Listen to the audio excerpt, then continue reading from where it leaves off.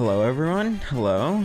Hope we're all doing good. In celebration, I'm wearing my Cloak Minecraft Legends hat and my Creeper Man shirt that has some white shit on the shoulder that's been there ever since I bought it. Oh, I could have peeled this off this whole time. All right, whatever. So the Minecraft live stream starts momentarily. So there's two things I want to do before it starts. So a few weeks ago, they posted a blog update talking about what they're planning on doing for like the future, just under a month ago. So they released this blog post talking about the future of Minecraft's development. The main things is that more regular feature drops. So instead of providing one free update during the summer, we'll be releasing a number of free game drops throughout the year. They'll vary in size. They're changing the Minecraft Live format, retiring the mob vote. Instead of doing one show per year, usually in October, it will be a more focused broadcast and will happen twice per year. Cool. I mean, everyone rejoiced over the mob vote being retired because that's long been what people shat on, because it's smart that they're retiring it, because the whole time is like, why are you giving all these different concepts for mobs that you could add and then only adding one instead of just adding them all? You guys are like the highest selling game of all time, which is fair. And so I think that's a good change. Another thing was that they said specifically how they're changing from the one free update during the summer to a number of free game drops throughout the year. And I note this because if memory serves, in the 2019 Minecon, they essentially said the same thing, that they were going to switch from doing one big update to multiple updates throughout the year. Because in this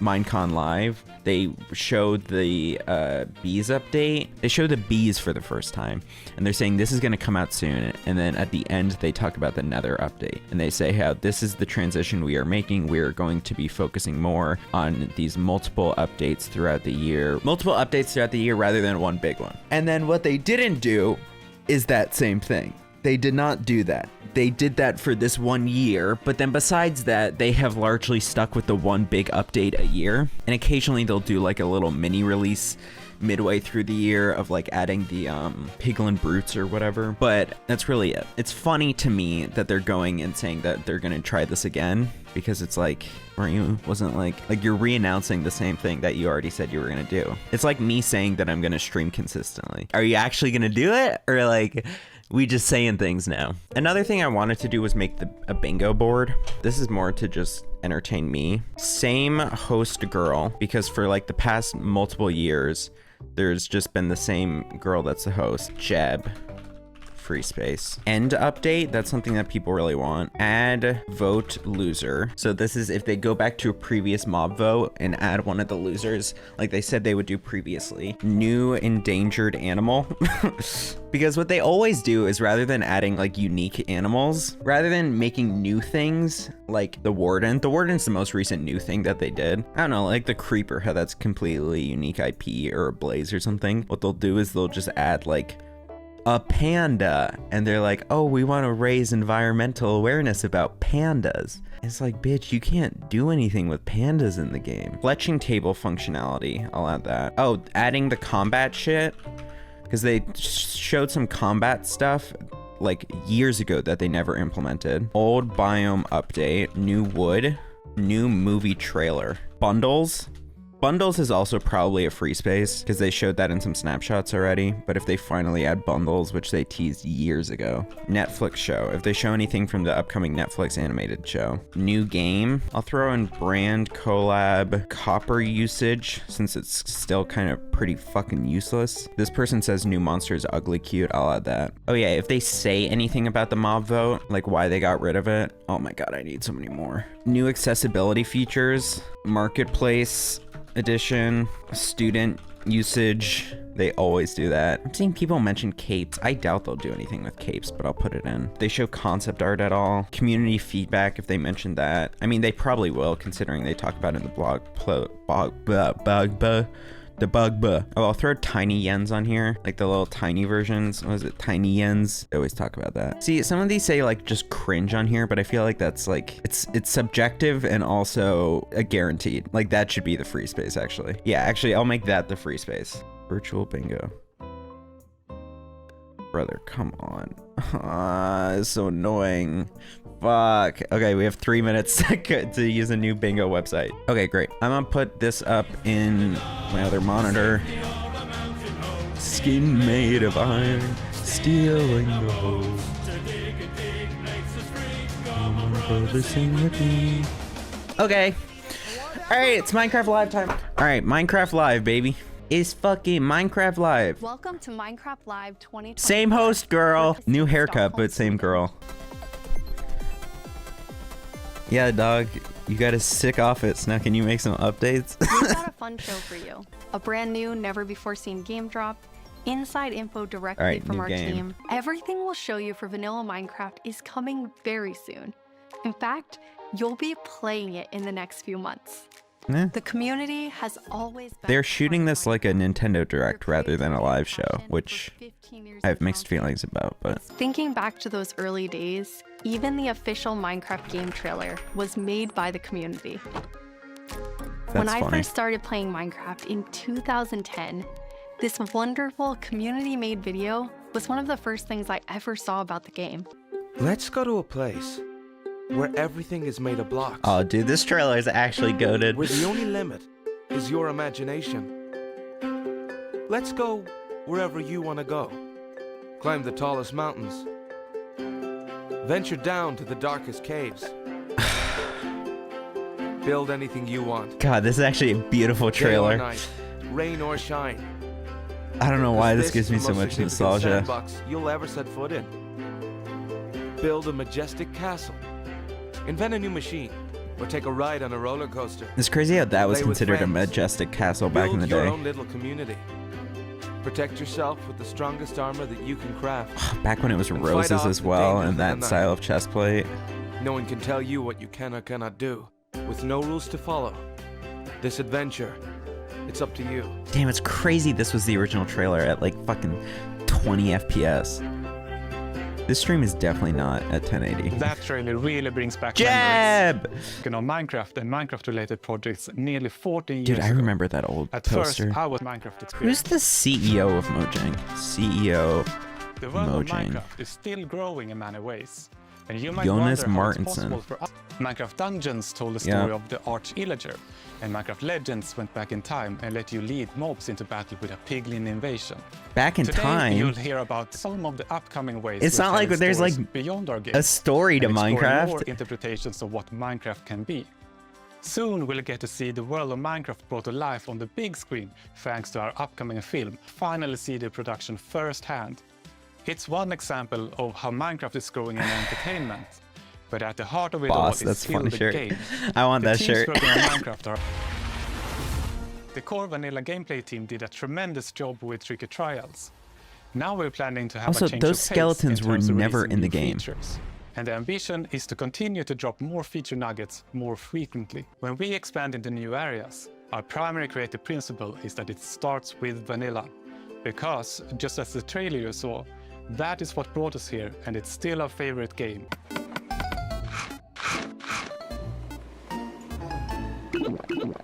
This is edited like a YouTube poop.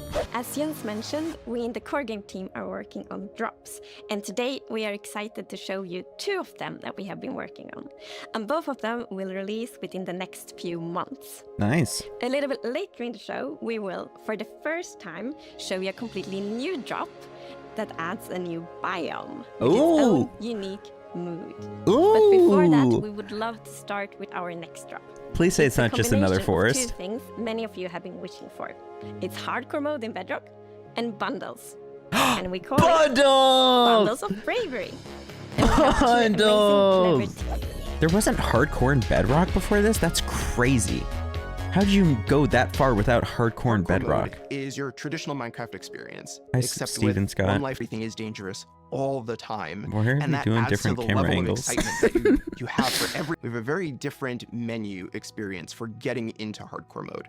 So in Bedrock, we have this nice little toggle that you flip that says, I want to play this in hardcore mode. But my favorite part is that in the corner That's where a you have cute your toggle. little image of your world that you're about to join, a little outline appears, and then the hardcore heart like starts to pulse there. So you really know that you're going to have a very difficult Is this really what experience we're in front of you. focusing on here? When you've been playing Minecraft, Is this really what we're focusing on? Is the pixel art design? This is what we're doing? This is Matthew, take 1. Dude, why are they shooting it? This is such an odd way to shoot this. People pack more into their inventory. Finally! So in old versions of Minecraft, if you were digging a tunnel, you might end up with 64 blocks of cobblestone, and it fits into one inventory slot. But now there's so many different kinds! You're going to get a lot of different blocks. Exactly! A bundle lets you pack those items together, reclaim that space, and have an inventory that feels like it did back in the early days Dude, of Minecraft. finally they're adding these. It's taken When we so first came long. up with the idea for the bundle, we wanted to make sure it was actually going to be useful. We wanted to make sure the bundles were useful when they were implemented in the game, so we waited 3 years and added a shit ton more blocks anyway.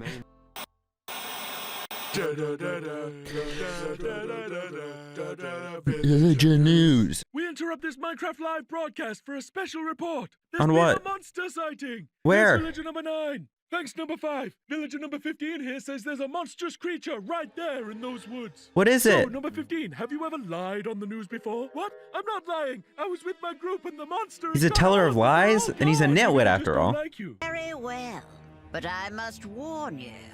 Those who Bro, this enter isn't there 1080p. All right, come on. Everybody keep their eyes peeled for monsters. Of course, we know there's no such thing. What We about need to send these zombies, guys in to skeletons? report on Israel. Does anyone feel like we're being watched? I hope so. We need the ratings. Did anybody hear that? Hear what? The creaking. I'd say it was more of a crunching. Hey, wait. Where's villager number 31? Is that XP? Ah! The monster got him! Oh, no, it's happening again! No, that could have been anybody's XP. And emeralds. And sign that says, I'm villager number 31, help me, I'm being attacked by a monster. Yeah, obviously, it It's could be circumstantial anyone. at best. Let's move on. Photographer, where's villager number 47? Hey, someone left a map in all this XP. Maybe there is a monster. There's no monster. Who said that? It's circumstantial at best. Is anybody there?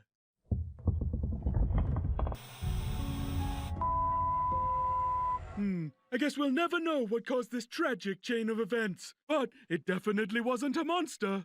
Ah, well. Sorry for interrupting the show. Now back to Minecraft Live! Really? That's what they're doing? That's a crazy teaser to just throw that in. It's been a long time since I first announced our Minecraft movie. We've taken our time to assemble an incredible team and to create an original, fun-filled take on the Minecraft universe. From us at Mojang, our partners at Warner Brothers and Legendary, our talented director Jared Hess, and some amazing content creators, we're bringing Bro, but y'all's Minecraft to the movie look big like screen in a ass. way you've never seen before. Yeah, I've never seen it All with in a the bad goal of way. authentically capturing the spirit of Minecraft. Did you? By working with people who play, love, and care about the game as much as you do. Really? I'm Jared Hess, the director of a Minecraft movie. We're super excited to share some exclusive information about how we made this movie. Man, to be able to Dude, but the celebrate items are fun, voxel amazing, based. creative Chose live action because it's not something that's been seen before on this scale. Creators have made such amazing stories and short films and content in the animation space. And it was like, oh, this is the chance for us doing a film to do something different. And also Why? about wish fulfillment, because I always wondered, like, what would happen if I would wake up inside the Minecraft world? Like, how would I survive, and would I survive at all? The idea of Oh my god. it just seemed like so much fun. Did it? Every Minecraft. Is he intentionally dressed up like Steve? They bring their own original He looks more like story Steve to than what Jack they're Black doing. does. We have an ensemble of characters, these unlikely misfits that get thrown into this adventure into the overworld. Dude, this is And gonna we be experience a lot of shit. that through one of our characters named Henry, who's a young man going through a tough time in his life, and he literally has to create to survive. You know, This it's is sort gonna of the be page so notes, like reading the bad. script. Like, so our Steve in this movie is Jack Black. He shouldn't be such a Jack huge Black. fan of the game. Jason Momoa character, Garrett, is a guy that was like a world championship video gamer in the late 1980s. And he kind of peaked then, but he's still stuck in the past. He's got a little bit of arrested development. He's holding on to that former glory.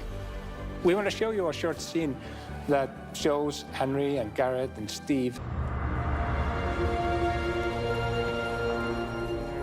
This is a crafting table. Here's how it works. You place these elements in different patterns, and you got yourself a sweet blade. You want to see a blade? I'll show you a blade. Yeah! Hammer.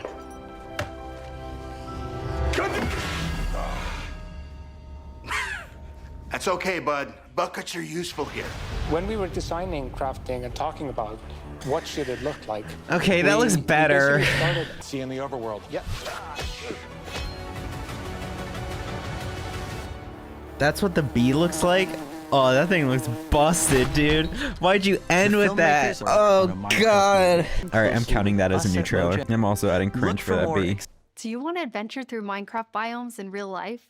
You may have Not your chance really. with Minecraft Experience Villager Rescue, our first real-world immersive experience where you'll get to journey through a Minecraft adventure in real life. First thing is authenticity.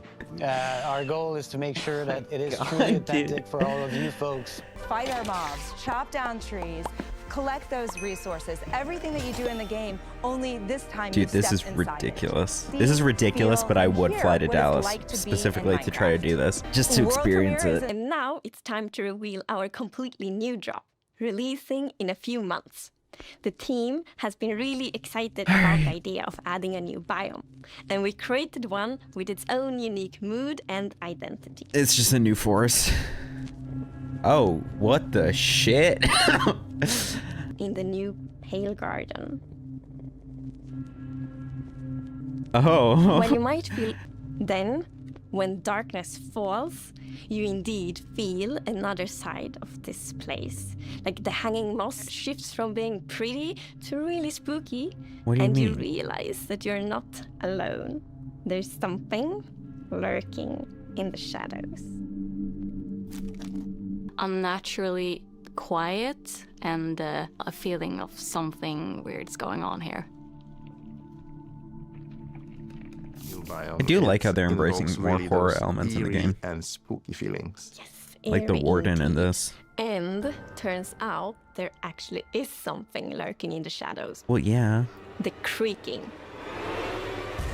Yo, what the fuck is that? It's our first tree-like creature, and it's almost like it's camouflaging in the Pale Garden. And when it's dark at night, it's kind of hard to see it except those like innocent eyes. Yeah, and it That also doesn't do that interacts much with damage, those though. trees, which- When you approach the creaking, you can actually realize that it doesn't take any damage. The creaking doesn't exist on its own. It's more of like a puppet of the new block, the creaking heart. So the creaking heart and its creaking puppet really comes with a new combat challenge or combat mechanic, both in the way that you need to destroy the heart block to actually kill the creaking, and also, of course, that the creaking only moves when you look away. So don't Yeah. blink. A very fitting new wood set was going to be a white-colored wood set. And this Obviously. is something that players have wanted for a long time. And it's also a really unique carpet moss because it also spreads all over the sides of the blocks. So, and Ew. that also looks really great. Dude, what? We look for a lot of inspiration, so we've looked at all It's these kind of J.K. different Rowling's forests all black over the mold. world. We want to create monster. connections between features because the Minecraft world is an ecosystem, and we really want it to feel like that. And the creaking heart and its puppet creaking, it really has a new way of creating this kind of connection.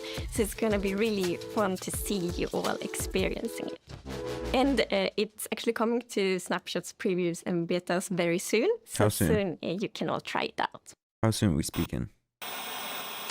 Villager news? Villager number 9 here! Sorry for interrupting again, but villager number 15 and I have just escaped from the spooky forest. And I was right! There is in fact a monster in the woods that looks like wood and sounds like wood. What? That's a lie! You didn't believe that at all! Many didn't believe me. But in my heroic foray into the spooky forest, I, villager number 9, single-handedly discovered the creature. We should give that I Villager shall number now 9 the name. Pulitzer.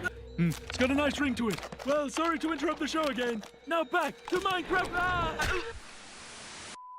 It doesn't do that much damage, Stick around though. with us. We hope you're as excited as us about everything happening in the world of Minecraft. Didn't you say Minecraft there's a new wouldn't game be coming what out? It is today without all of you.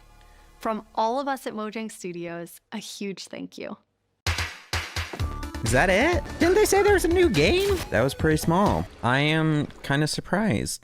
how small that was. Wow. All right, let's see this. Well, Part of me now I'm wishes they like, made it a wait. tiny bit wider. Yeah, Because the eyes thing and is eyes on the if there's only like 2 or 3 that you're having to deal with, then it feels like it wouldn't be a huge issue. But like if there really is shit tons, like if you're having to deal with 10 at once, sure, I get how that could be an issue because it's overwhelming and having to look at them all at once. But if it's 2 or 3 and they only do like that much damage that they showed, I feel like it's not a big deal. How much damage do Anna, they you do were though? telling me. Sparta. Okay, the next Oh, one. are they Jens, linked to can you multiple? Use Silk Touch and actually Oh. take the creaking heart with you? That I'll would try be that. difficult. Don't So fall it's in into a this tree? hole again, Jens. No.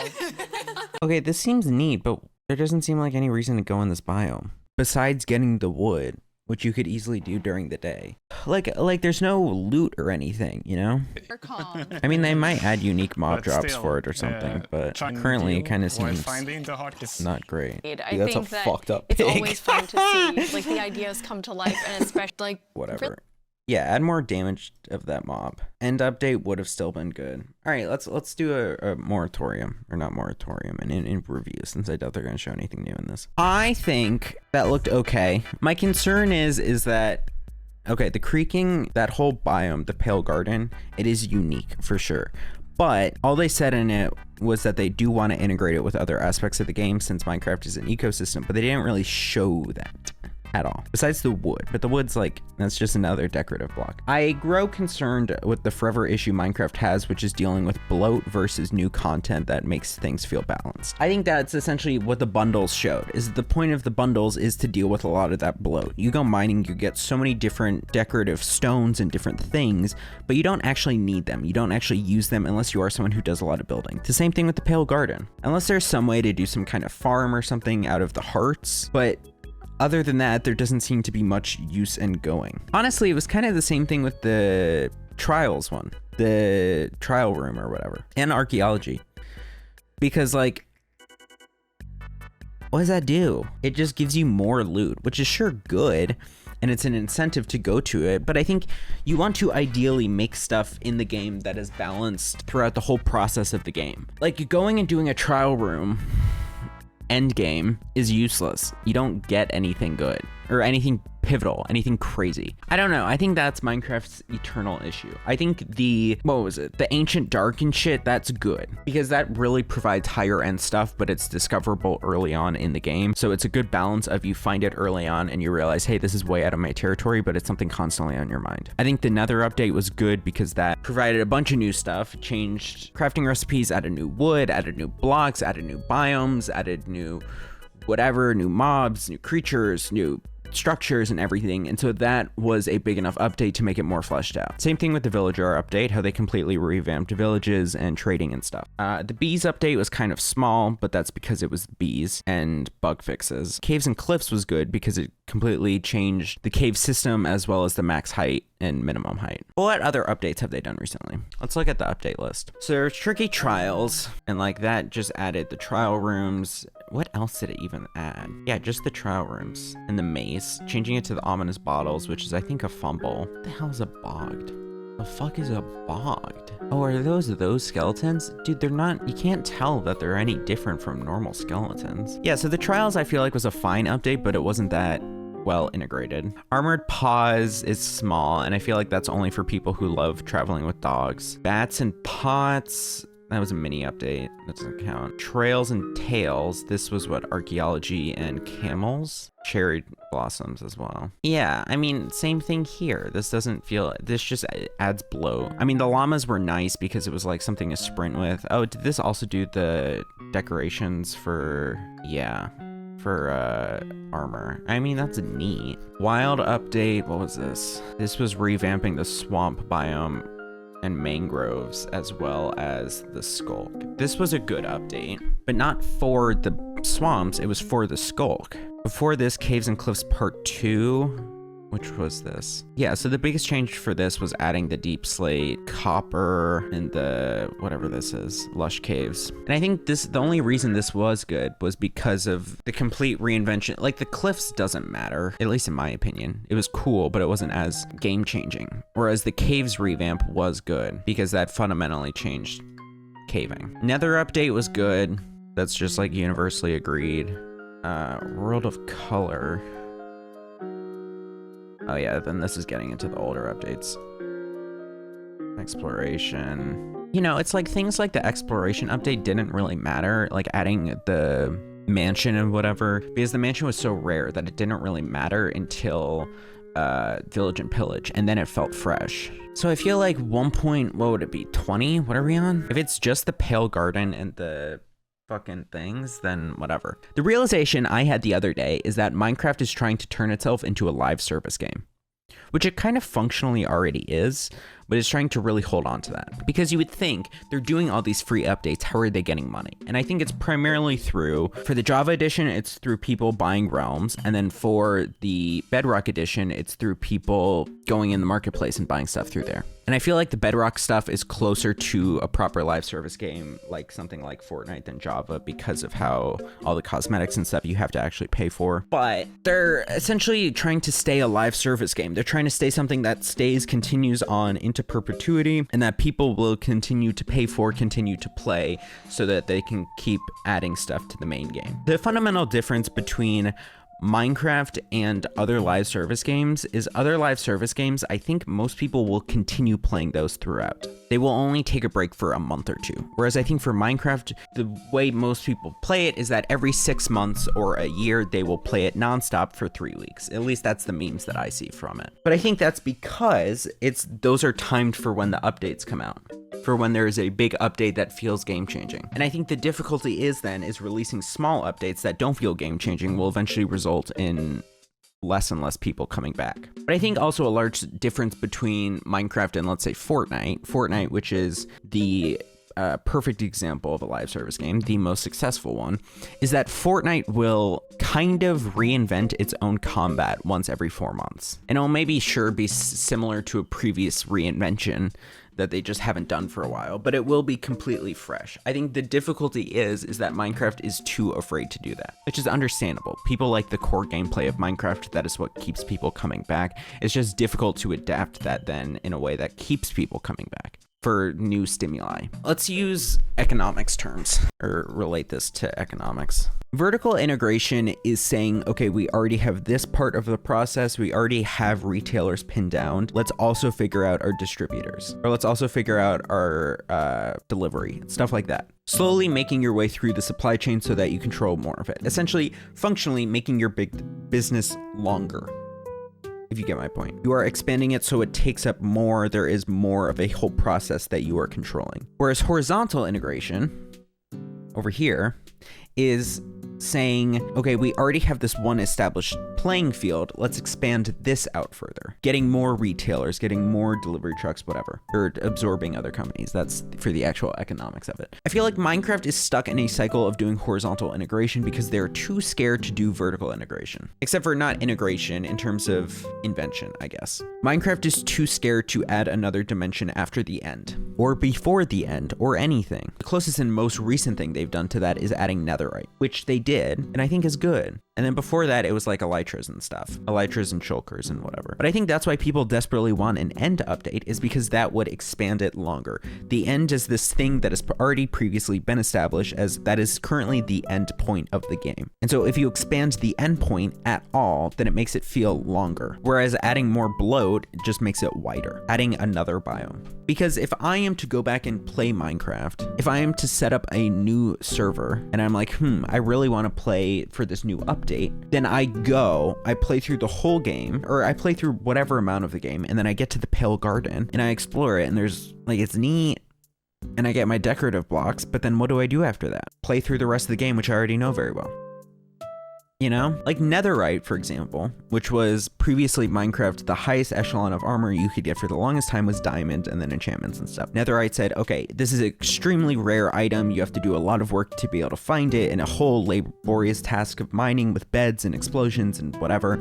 But if you can find it, then you can upgrade your diamond to an even higher tier. And while that didn't fully change things, like it was just an upgrade to the armor, it did, however, add more complexity to the normal path of Minecraft. So look, overworld, into the nether, out of the nether, and finish the game, credits. But when you added the netherite, it added some complexity around here-ish while you're in the nether of, do I stop and take a minute to grind even more to get even higher armor now that I have reached this point where I can, or do I continue on? And while that didn't completely disrupt the whole cycle, it added more complexity to it. I have always been a proponent that I think they're trying to do this more with the combat stuff, but they haven't fully done it yet. But I think to add essentially some kind of like class differentiation in the game. Like I think having some armor, like the upper echelon of armor, have there be options to it. You can have this one, which gives you a lot of defense, but you're slower, or this one, which is less defense, but you do more damage, or you're faster, or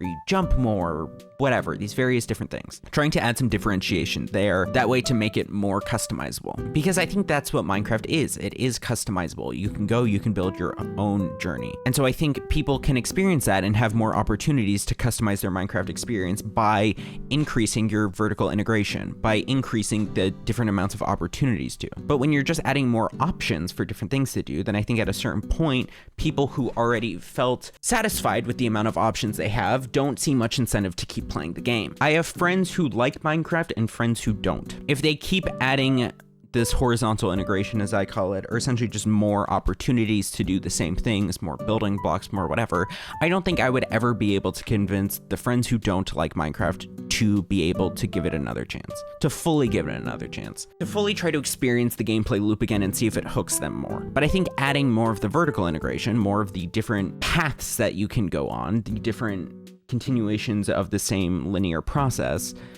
you can. I think also when you do things like just add a new biome, it's quickly to get tired of it. You go and find the new biome, you look around, you discover what there is to do with it, and then you're done. They add new cherry blossoms into the game. You go, you find the cherry blossom biome, you get some of the saplings, and then you bring it back to your home base, and now you have the cherry blossom. And then essentially that's it. There isn't much more to do inside of it. Same thing with what it looks like, this pale garden. The creaking is a nice addition, but how does that work into the rest of the game? How does the biome work into the rest of the game besides just being a new building block to work with?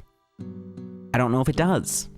That's the thing. I mean, we'll have to see, because normally they'll show more stuff over time, and this is just the very bare roots of what they're planning on releasing. But I feel like at this point you need to show how it hooks into the rest of the game more. And I think doing anything like reinventing something that's been previously made does already have a way to hook into the game, because it's already established. If they go back and they say, hey, here is the desert biome, we're reinventing this, we're rechanging it like we said we might a few years ago, we're adding ant piles and everything, then people will recognize that already. They will say, hey, I remember all my desert biomes. I wonder how this will change things. But if you're just adding another biome on top of the like tons of different ones that exist already, how much is it really going to change things? I don't think much. I wonder how many different biomes are there in Minecraft. Biome types. There are 64 different biome types, 53 for the overworld. I don't think adding one more for the overworld is functionally going to change much. It's just going to be another one in a shuffle of 54. I don't think that does change much. I think it would only change things if you were to customize your world so that the whole thing was the Pale Garden. I think Minecraft is a little bit overdue for some big update.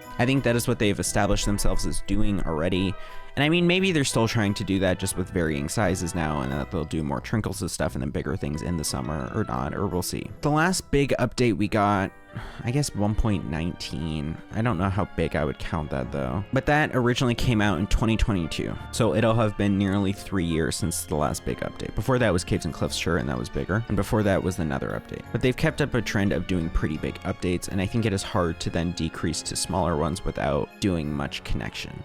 I think it would have been better if they maybe did one more big update, and then in that big update release teased the next smaller one. Because I think what's also good about the live service format of Fortnite is that they are continually changing it. There is a new season every few months, sure, but then in the midst of those seasons, they are adding new items, taking away new items, new brand integrations, new collabs and stuff. Damn, I really need to clean my room. That's what I'm gonna spend today doing. Well, actually, this is like the update after, right? Well, they said the next few months, so I assume Bravery and Bundles will come out in the next month or so. And then the Creaking and Pale Garden will come out 3 or 4 months. I think less is more, but they had a bigger presentation than they needed to. I think the thing that Nintendo and some of the other presenters do well is that they won't hype themselves up mid-thing. They won't say like, oh, we have some huge announcements at the end, and then it's just like a Zelda like third-party game. But Minecraft does that. They're like, oh, we're starting now and we have so much to show you. It's going to be so much.